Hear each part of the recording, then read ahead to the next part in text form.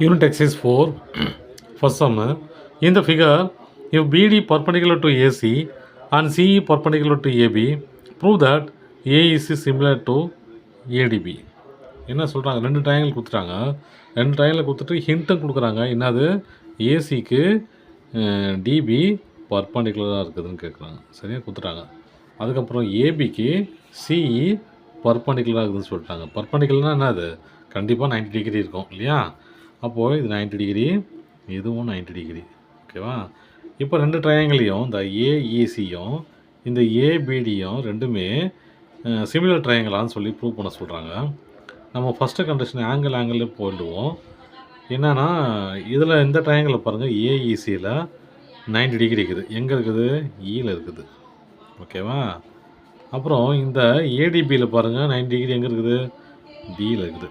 அப்போது ரெண்டு ட்ரையாங்கிளில் 90 டிகிரி இருக்கிறதுனால இது ரெண்டுமே ஈக்குவல் ஆகிடும். சரியா.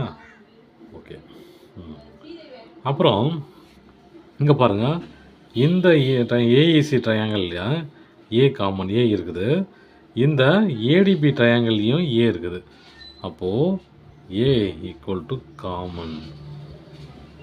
ஏ வந்து ரெண்டு ட்ரையாங்கிளுக்கும் காமனாக இருக்குது. அப்போது இந்த ரெண்டு கண்டிஷன் படி, அதாவது ஏ சிமிலாரிட்டி படி, இந்த triangle AEC similar to triangle ATP.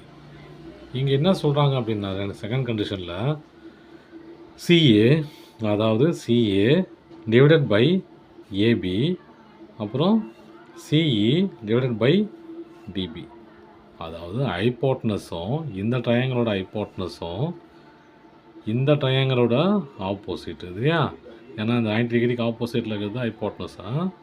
இப்போ இங்கே பாருங்கள், இந்த ட்ரையாங்கிளில் இது ஹைப்போட்னஸு, அப்புறம் இது ஆப்போசிட். நான் சும்மா செக் பண்ணுறேன். சரியா, அவ்வளோதான்.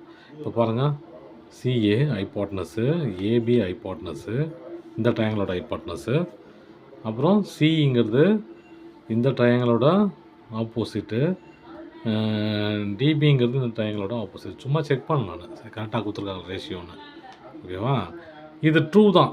ஏன் அப்படின்னா, ஏற்கனவே இந்த ரெண்டு ட்ரையாங்கிளும் சிமிலர்னு சொல்லிட்டேன் இல்லையா. சிமிலர்னு சொன்னதுனால இந்த கண்டிஷனு கண்டிப்பாக ட்ரூவாக தான், உண்மையாக தான் இருக்கும். ஓகேவா. ஸோ இந்த both triangle are similar, then ratio must be equal.